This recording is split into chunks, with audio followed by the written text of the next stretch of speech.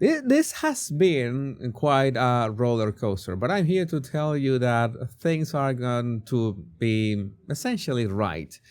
Despite that, the S&P 500 has now had its worst three-day performance in 37 years, and all because people are blaming Trump's tariffs.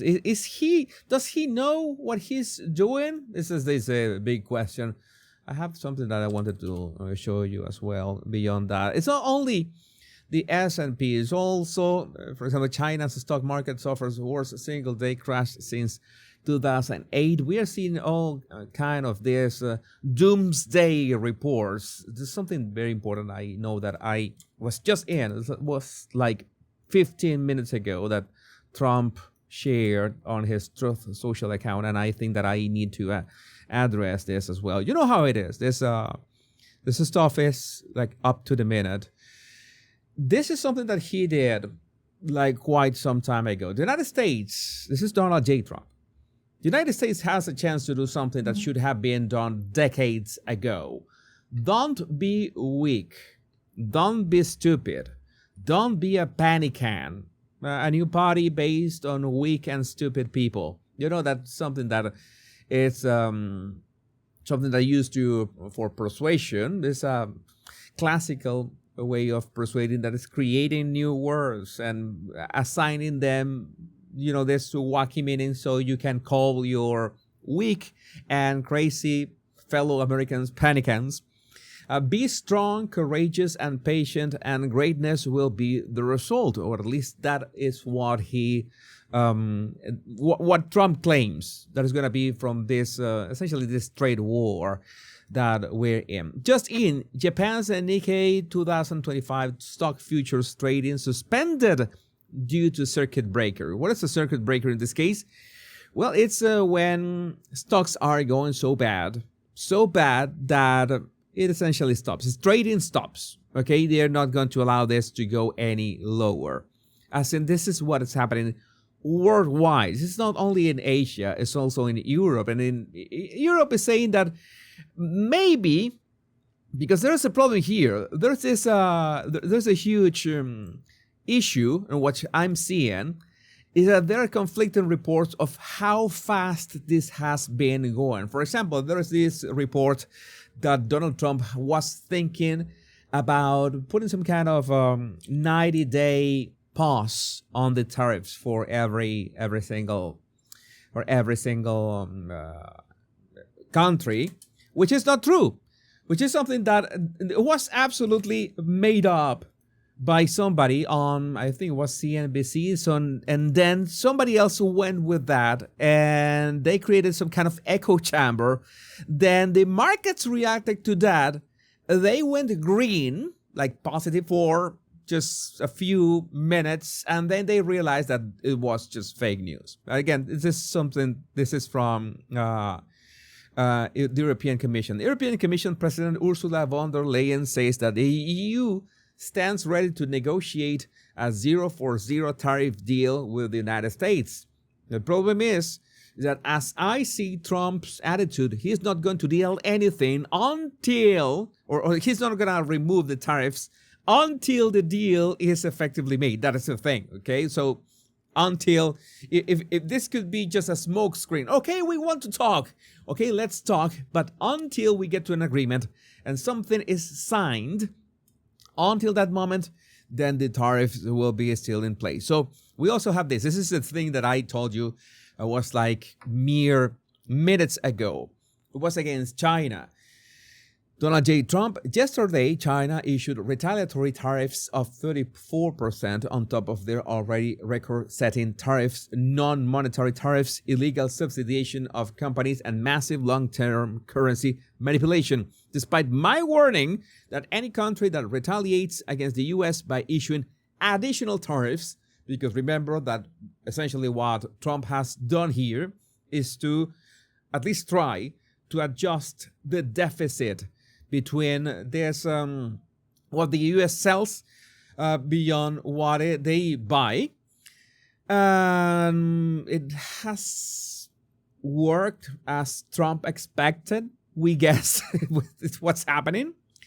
But then China has strapped further tariffs. Like if China has some tariffs in place, then Trump assigned tariffs to counterbalance that, and China decided to add more tariffs now, and it's escalating. So people are saying, okay, maybe Trump could go a bit softer with every other country, the actual allies, and then harder on China. But my guess is that Trump is trying to use China as an example here. He's going to make sure, this is my guess, that he's going to force China into submission, which is like a stair contest, right? Or that you're running two cars, one a chicken race, okay? Who's gonna chicken out? Which is dangerous enough, right? Issuing additional tariffs above and beyond their already existing long-term tariff abuse of our nation, says Trump about China, will be immediately met with a new and substantially higher tariffs over and above those initially set. Therefore, if China does not withdraw its 34% increase above their already long-term trading abuses by tomorrow, April the 8th, 2025, the United States will impose additional tariffs on China of 50%, effective April 9th. Additionally, all talks with China concerning their requested meetings with us will be terminated. Negotiations with other countries which have also requested meetings will begin taking place immediately. Thank you for your attention to this matter. So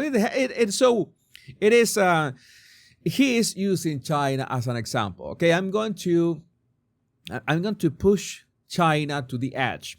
I'm going to make sure that everybody is watching.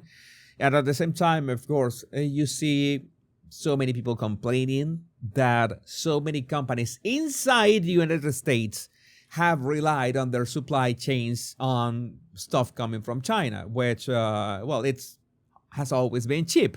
And that's why there's reports that iPhones in the United States were going to be maybe $2,500, then $3,000, then $5,000, and maybe iPhones will be just 1 million iPhones and every batch, and they will cost like $30,000, and they're going insane. The headlines are going insane already with everything that's going on.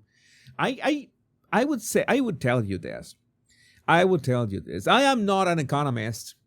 This is not financial advice, but I've seen the coming and going of stocks for years, decades, and the market always corrects itself, especially when you're talking about free markets. I mean, one of the craziest things about free markets is that most people think that they we are up for free market capitalism. I'm up for free market capitalism. You know that I'm a anarcho-capitalist. But the issue is that sometimes people are not really convinced about that. Oh, no, I want free market, but I want to buy my cheap stuff from China, which is much cheaper. I don't want to produce things in the United States. I want to produce them in China and then import them, and then maybe I buy them for $5 and I sell here for $20. And now I'm forced to produce them in the United States. But maybe producing them in the United States costs $15, and then I have to sell them for $20 or $25, which is more expensive. And still, my profits are going to be smaller. And at the same time, maybe I want to produce them here in the United States, but the the stuff that I use to produce these products come from other countries. Maybe they come from China as well. That is another problem. And that has been a big problem, because what if China decides that they're going to strap tariffs, they're going to tax stuff, they're going to decide that, okay, we're going to make production in the United States more difficult. If so many companies in the United States depend on China's, state of mind, and the CCP's state of mind, well, it essentially means that the United States economy and any country that depends on China and any country that depends on other countries that you don't know what are their intentions. And regarding intentions, is that it's crazy when so many people found out how many of these countries that the United States have been helping, not only in terms of money, in terms of technology, in terms of IP, in terms of military, they had tariffs on the United States. And I say, what kind of allies are those? What is the term ally in this circumstance? The United States help these countries with all this, and they impose tariffs. And when the United States finally tries to, settle the score and let's be fair, you have 20% tariffs on our cars, for example, I'm going to do the same on you, then all the market goes insane. Shouldn't that be fair? Shouldn't that be the fair approach to global trade? Again, you might say that I don't have a point, and I might not have a point, but that's more or less what sounds like common sense. I mean, if you have some kind of tax, which is not a tax, but it's a tariff on our products, and I don't have, and okay, you can sell your stuff in my country without any problem whatsoever, without that markup, does that sound fair to you? You think that, okay, I'm using, or my investors, the people who want to make do business in my country, they say, no, I don't want to build a company here. I prefer to drop ship from China. So I use China's labor. I use China's manufacturing plants. I use everything in China, which is cheaper, and I bring it here. And I don't want to pay people. I don't want to create jobs. I don't have to have the machinery. I don't have to deal with any of that. But what does that mean in the long term is that the jobs inside the United States, in this case, are going to suffer.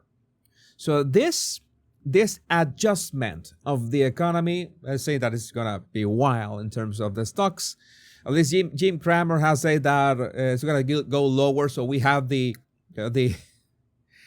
expectancy that since reverse Cramer has always it's always right. So maybe this is going to stop. And we have to look at this in the long term. We always have to look at this in the long term. The market always corrects itself as long as you let it run free. Will people be willing to let it run free? I don't know, but I would like to know, what do you think about this in the comments? My name is Jesus Enrique Rosas. I'm the Power Pundit. Remember to like and subscribe so you don't miss any of my analysis and tips. Much love and bliss.